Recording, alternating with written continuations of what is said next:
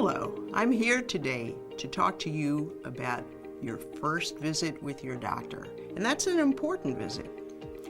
The most important thing you can do beforehand is be prepared. How can you prepare?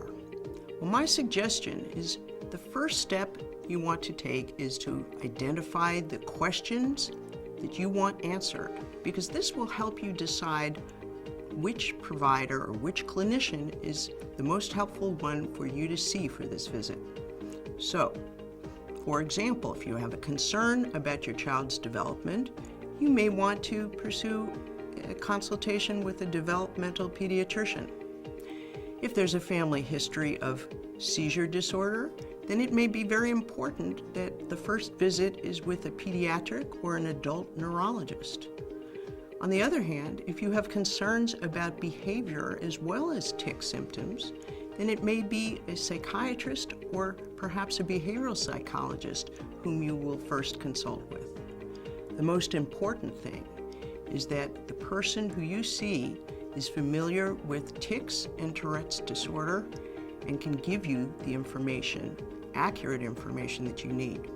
Step 2, preparing for your visit. This too is a very critical piece of homework you want to accomplish prior to meeting with your clinician.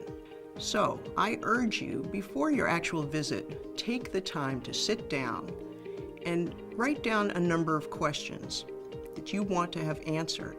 Now, you won't have all of these questions answered, so you really have to then try to prioritize them in terms of the top 3 to 5 questions that you want to leave that visit knowing the answers to. Do your homework ahead of time. Prepare and assemble any previous consultations, any previous notes, any records that you may have of prior medication trials.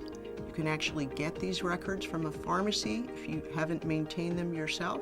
If you can, record the doses, the durations of the medication trials, and the side effects, if any.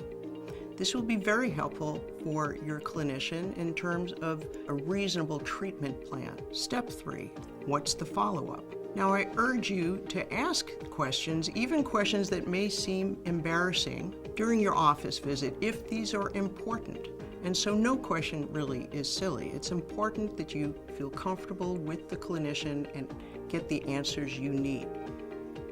You don't want to leave that office without having at least those top 3 to 5 questions answered. But where do you go from here? You don't want to leave that office visit uncertain about what path you should take next, if any. So, ask your clinician, what is the follow-up? Who should I see next? Or to whom should I bring my child for further evaluation? Are there additional laboratory studies that are necessary? Are there further assessments that you would like to do? Are there medications or non-medication treatments that you recommend at this time? And what about any types of school or work accommodations? Do you recommend these? These are the types of things you might think about. And it's very difficult to have all of these answers. By the time you go home, you will certainly think about things that you wish that you had asked, and that's okay, because you can contact your clinician again, or you can get this information at a later point. The most important thing to do at this stage is to know what your next step will be and how to take it. The first step is to identify the questions that you want answered. Step 2, preparing for your visit. Step 3, what's the follow-up?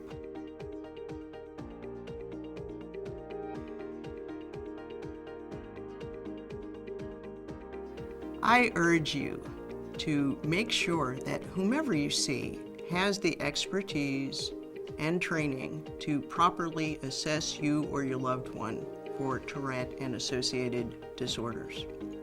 In many cases, you will find that you will be the expert and that you may know more about the condition than the clinician who is evaluating you or your child. If you're not satisfied with the answers, if you're not satisfied with the assessment, then please don't hesitate to get an additional evaluation or consultation elsewhere.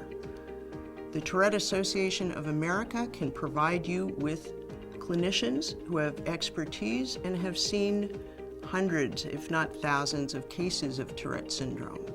So again, if you feel that you or your child's symptoms have not been accurately assessed or sensitively evaluated, then you may want to seek additional consultation.